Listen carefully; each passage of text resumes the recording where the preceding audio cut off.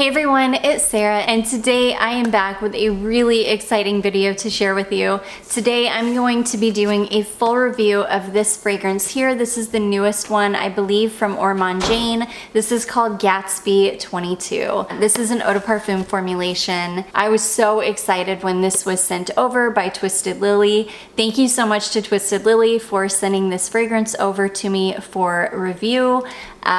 I have had the best time with this one. I've smelled quite a few Ormande Jayne perfumes, and I think that they are stunning. They're one of those niche houses that is just so luxurious, and they're so high quality and just beautiful. When I saw that this one was named Gatsby 22, I could not wait to get my nose on it. And it's funny because I didn't really know what to expect. So the 1920s is a really interesting time period for perfumery. And I have thought about, because I do have a degree in history, I have thought about doing a series on this channel about the history of perfume, or of perfumery. And it would be really interesting to do it by the decade, I think, from like the earliest known use of perfume all the way up until the present. But the 1920s was really interesting because the 1920s is, I believe it was in 1921 that Chanel created her first perfume. A lot of really interesting perfumes came out in the 20s. Lanvin created Arpège. Guerlain Shalimar came onto the market in the 1920s. So there were just so many of these kind of like powerhouse fragrances. And so when I got this fragrance, I didn't know what to expect. I didn't know if I was going to pull it out of the box and it was going to be this kind of 1920s style powerhouse, but I felt like being an Ormande Jayne fragrance, I felt like I just had a feeling that it was going to be something lighter, something that will invoke that time period for you, but isn't necessarily like a literal 20s style scent. And I was right, because that's exactly what Gatsby 22 is. It's such a beautiful fragrance. So I have worn this twice. I've given it 2 really good wear tests, and it is a stunner, you guys. So you open the box, and then here is your bottle of perfume. I love Ormande Jayne bottles. I just think that they're beautiful. They're classic and very classy. Like, this is the kind of perfume bottle that you want sitting on your vanity. It's such a timeless bottle. It's very heavy, and the bottle is really heavy. It's very high quality, and I just love it. I love the shape of it. It does kind of remind you of like a Chanel bottle. Oh man, this is such a beautiful perfume, you guys. This is one that I just feel very strongly it's gonna not perform, but it's gonna smell totally different in the cold weather than it does in the heat. I have worn it twice, both days. One day was pretty hot, the other day was pretty mild. It wasn't super hot, but it definitely wasn't cool. I'm in love with this perfume. This says, this is from the house. It says, "What fun I had creating a perfume to personify a stylish and sophisticated era. Nostalgic for a time of jazz, pearls, well-tailored dinner jackets, cigars, and Rolls-Royce cars. Gatsby 22 is confident, edgy, and sophisticated. A boisterous burst of Sicilian lemon and bergamot penetrates the senses. Osmanthus, orange blossom, and violets follow instantly to smooth off the sharpness. Notes of vetiver linger on, giving Gatsby 22 true staying power. Wear it anytime, anywhere to make a stylish entrance." And I will tell you, so the top notes of this are Sicilian lemon, bergamot, and pink pepper. And I get all of those things. Definitely the lemon and the bergamot are very, very distinct. When you first spray this, that's pretty much what you get, is the bergamot and the the bergamot and the lemon. The pink pepper is there, but it's very soft. It's very well done.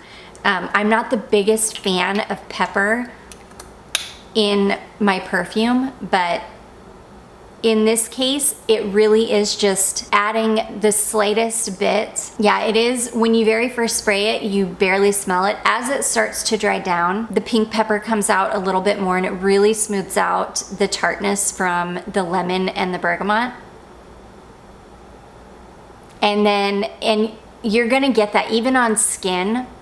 The lemon and the bergamot and the pink pepper hang around. For me, they hang around for probably, I would say, maybe between 3 and 5 minutes. You're just getting a lot of citrus and the pink pepper, and it's beautiful. It's so fresh and crisp. It's kind of relaxing smelling. It's beautiful in hot weather. I just have a feeling this is gonna be stunning in cold weather too though. As this one starts to dry down and those middle notes start to come out, for me, the star of the show is the osmanthus. That's what my skin pulled out the most. You do get this really beautiful, delicate, slightly dry violet. You get a little bit of sweetness from the orange blossom, but not overly sweet at all. But then you get this really beautiful, delicate tea-like osmanthus. And I adore osmanthus. So like if you've ever smelled osmanthus like on the bush, it's such a beautiful flower. It's such a fragrant and just stunning flower. And then as this one dries down, you really do get a ton of vetiver. So you'll experience the florals in the mid for, I want to say between like 20 and 30 minutes. So the osmanthus is really, really powerful for about 20 or 30 minutes. And then this really starts to dry down. When it gets to the deep dry down, it is all about the vetiver. You get this beautiful, again, slightly dry, kind of herbaceous, grassy vetiver. I love vetiver because I love anything that kind of smells herbaceous. And for me, that's what vetiver is. It kind of smells, it smells soft and kind of slightly dry and herbaceous and fresh, and it's beautiful. This one also has a leather accord in it, which you guys know I'm not a fan of leather in fragrance typically, but I'm not getting the leather at all. I think the leather is adding some smoothness in the base, but without smelling like a leather car seat or a leather jacket. It's more that you're getting the texture of the leather in the base rather than the scent of the leather. It's also got some tonka bean and musk in it. You do get a slight, almost roastiness from the tonka bean, but it's not overpowering at all. It's not so much that it even overpowers the vetiver, but there is just this very slight undertone of this like roasty tonka bean, and I am such a lover of tonka bean and fragrance, so I can definitely pick it out, but I don't think that most people would. I don't think that most people would smell this and be like, oh, that's got tonka bean in it. If you think about it while you're smelling it, you'll definitely smell it, but it's definitely not super prominent. It's also got musk in the base, which wraps everything up beautifully. It adds a lightness and almost skin-like quality from the musk. It's just a stunning fragrance, and it takes you on a journey. So you first spray it on and you've got these bright citruses and this delicate pink pepper, and then after about 5 minutes it starts to dry down and you get these beautiful florals, but mostly this gorgeous, delicate, tea-like, sweet osmanthus, this almost dry.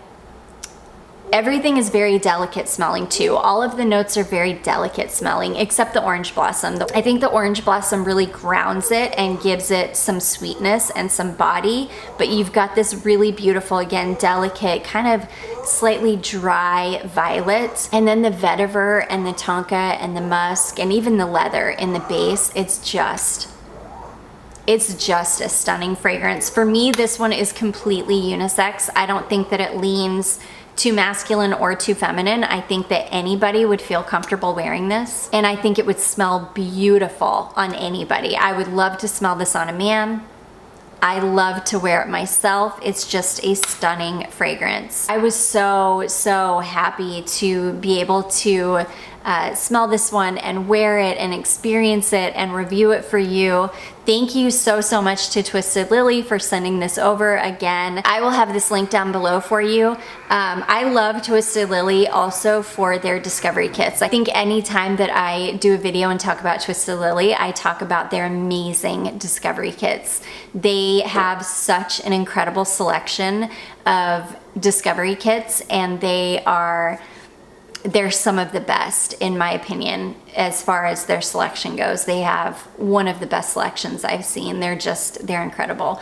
So anyways, you guys, again, I will have this link down below for you. I do hope that you enjoyed this and found it helpful. If you did, don't forget to give it a big thumbs up. Don't forget to subscribe before you leave, and I will see you in my next one. Bye.